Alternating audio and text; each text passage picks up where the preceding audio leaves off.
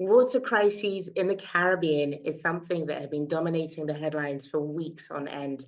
From the north in Jamaica all the way down to the south in Trinidad, shortages of water, whether it's due to climate change or increased demand, is something that many folks have been grappling here across the region.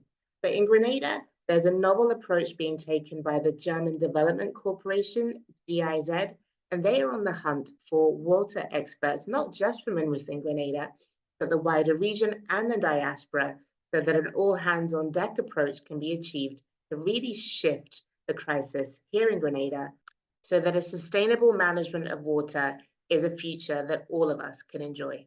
I spoke to Kalana Maguire, CEO of Paperclip, the HR company that is helping GIZ and the Grenadian government in their hunt for skilled professionals from the water sector who can contribute their skills and expertise to the mission at hand. If that could be you, stay tuned all the way through because GIZ will be giving the specifics of what they're looking for, and more details can also be found in the description. Let's see what Kalana had to say when we spoke.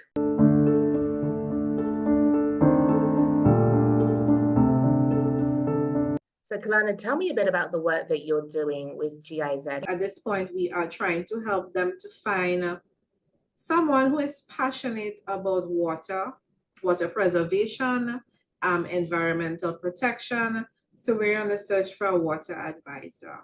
And one of the things that Marion mentioned when I spoke to her is that while this initial round is recruiting for one role, the extent of the project involving government, involving NOASA as well, means that there will be more and more roles coming on stream as the project develops.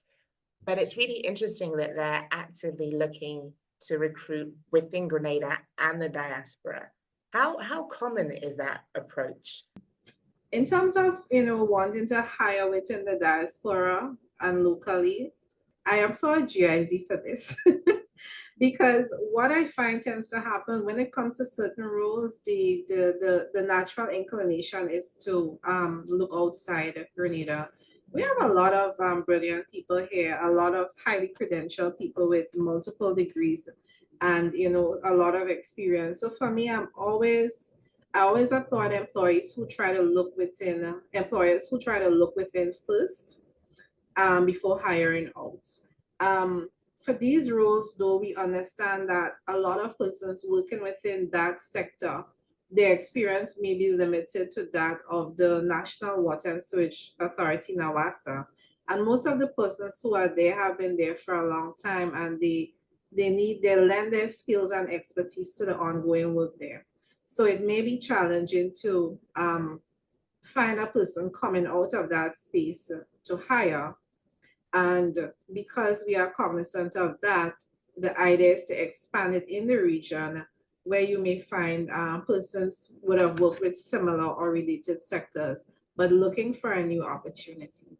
So we thought, let's open this up to the region, to the diaspora, and see what sort of talent it attracts. So tell me a bit about GIZ as an organization. For those who aren't familiar with the German Development Agency, what are they like as an employer? What have you had as your experience of interacting with them for those who are considering applying?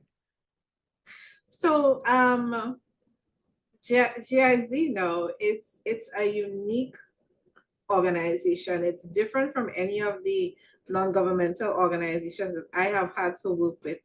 I appreciate their structure and their level of organization. I don't know if it is a thing with Germans. I found working with them, they are very detail oriented. They are very deliberate in terms of how they want things to be executed. So working with them has been it has been good. We've done different projects in the past, and it's really challenged the way that we look at things in-house, because the way they do things, it gives you a sense of how things happen out there in Europe and some of these places. And sometimes it's different from the way that you would approach things. It's structured for a reason, and then when you toe the line and you follow it, you realize it works. So for me, it has been a good experience in that regards. But outside of the process, what I would say is that in engaging with the staff, because we've done projects with them, you see that they have managed to build a team of persons who are really committed to the cause. And I find that very inspiring that, these are persons who believe in what they're doing and they go hard, and it's not out of a sense of, oh, it's my job, so let me do it. But I think it's kind of born out of the passion and the belief that what they're doing makes meaning for others. It makes a difference in people's lives. And I think it's almost heroic in the sense that sometimes it's easy to do something when everybody can see why you're doing it and they could see the benefit of it. In a sense, some of the projects that they are championing and they're active in, they're almost like unsung heroes, because I've seen persons thinking it was government initiative. I've seen persons thinking that, oh, that's a government project, and your government would partner with GIZ. But a lot of it, the funding and the manpower is GIZ. And it's easy to be tempted to feel, I need the accolade for this. We need the accolade for this. This is the German government here doing this. And I've never seen that. It's just a commitment to what we're doing is to empower the lives and better the lives of people. And that's the focus. It doesn't matter who takes the accolade once we are creating value and meaning for persons. So I enjoy them as a partner and continue to look forward to working with them in the future. My conversation with Kalana definitely piqued my interest, so I went down to meet with GIZ at their freshly painted offices on the Carronage in St. George's to find out more about the project and how they're using a range of methods to reach the public and really make the shift within the water sector that is so desperately needed. Marion, it's great to finally meet you in your office space, and I've heard so much about GIZ, but tell me more about the organization and its role in Grenada. Welcome to our office. Thank you, Zoe, for being here. The German Development Corporation, GIZ, in German it's Deutsche Gesellschaft für internationale Zusammenarbeit. I don't make you pronounce this, so GIZ is fine. We are in Grenada since 2013, working here with the project office. We have been active in working with Grenada throughout the regional projects beforehand, but it's only like in the last few decades basically that we are also with a presence and a project office and a whole team here in Grenada working on climate issues with the government and our partners here in Grenada. Right, and walking around your offices, I've been amazed at how sizable the team is. And it's out of curiosity, and I'm sure many people might be wondering, what made Grenada stand out as a country in which to be based? What is the need for GIZ's presence here? Well, the need is, Grenada is a small island development state, and every island in the world is currently affected by climate change. And that's exactly the reason why we're here. We're supporting and working with our partners here through official development assistance and international climate pledges that, in this case, in this project here, comes from the Green Climate Fund and the German Environmental Ministry under the International Climate Initiative. So we're working here with our partners on climate issues. Right now with this team in this office, we're working on water, climate resilient water sector in Grenada is our project, G-Cruise. Right, and one of the things that I found really interesting is when you walk around Grenada, at least for the past 4 or 5 months, you see the buses with all the signs saying use water responsibly and don't wash your car and everything else like that. And in very short time, it went from being something that was very conceptual to something that was like, oh wow, we haven't been able to get running water from our taps for a very long time. So tell us more, for those who are just curious, what's different now? Because Grenada always has had a rainy season and a dry season, but why does it feel like there's this sense of urgency for action in this present time?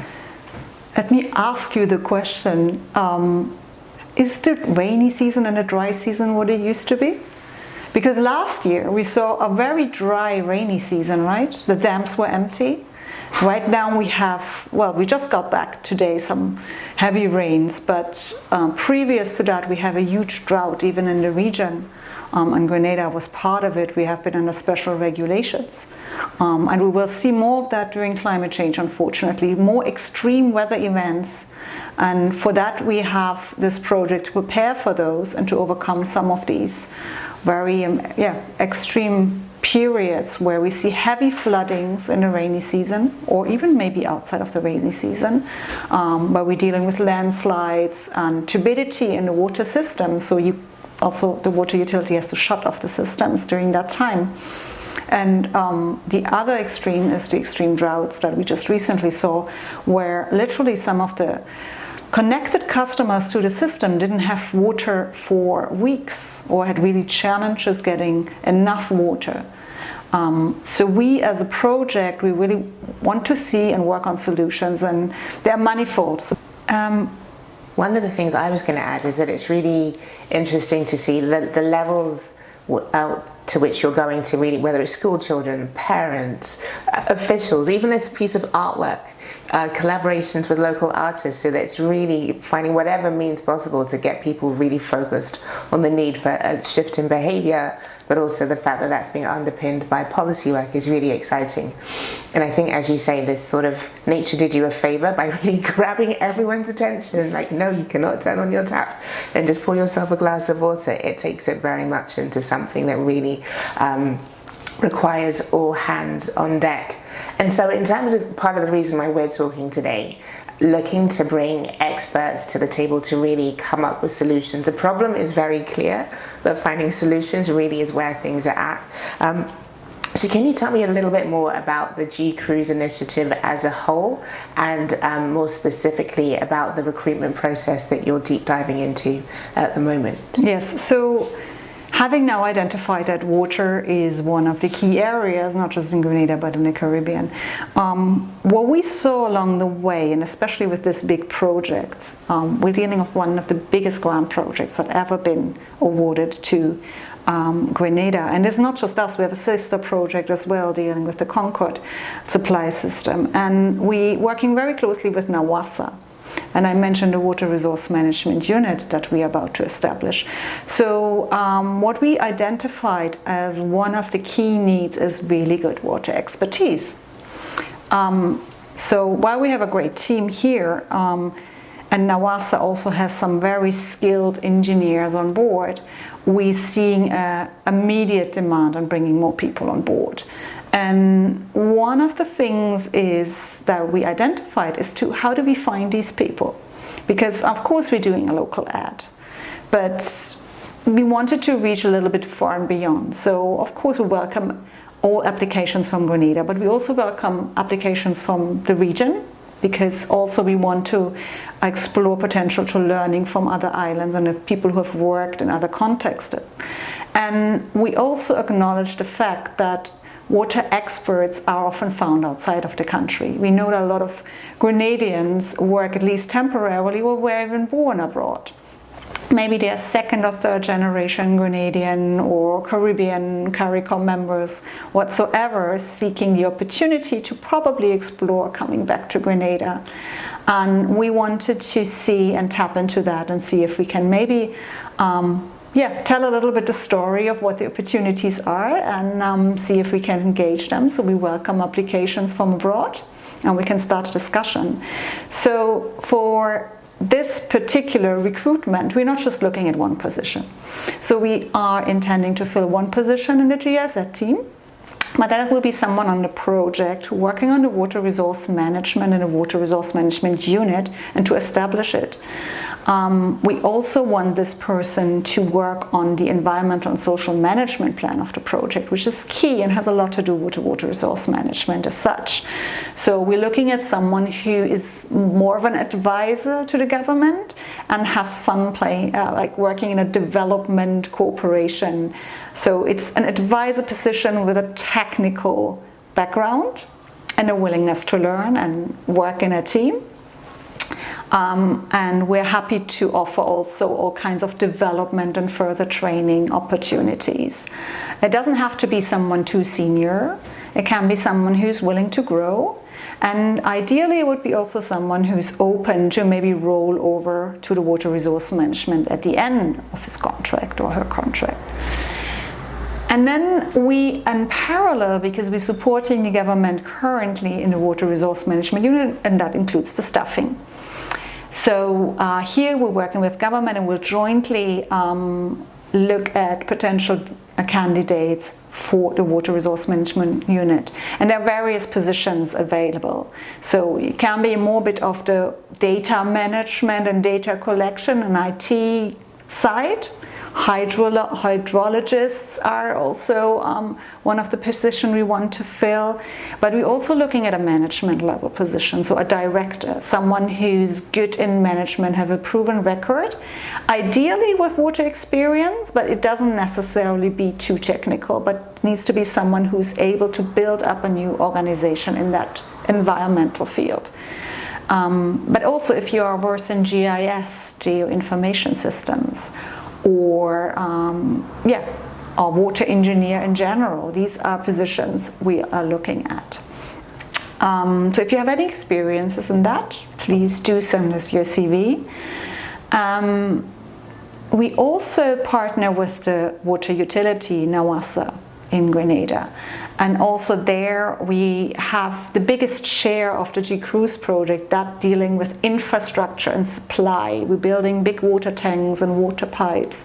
We are looking at a very innovative solar-powered water system, a pumping system that basically pumps water from one side of the Great River up the mountain via Grenada and then down into an existing water treatment plant.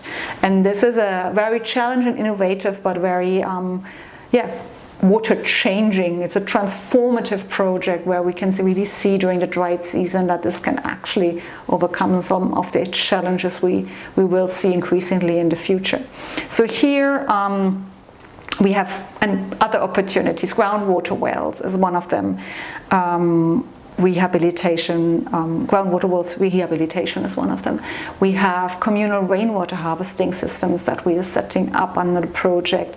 SCADA systems, so remote monitoring of water treatment plants. We do work on solar integration as well, solar PV. I just want to mention that for completeness, but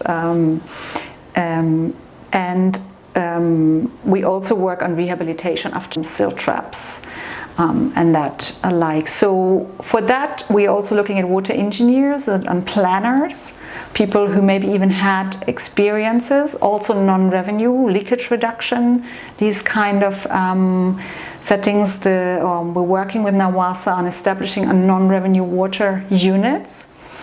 And also we are working with Nawassa on getting them fully digital in their operations, which is also going to be a real changer for their operations and making it more efficiently.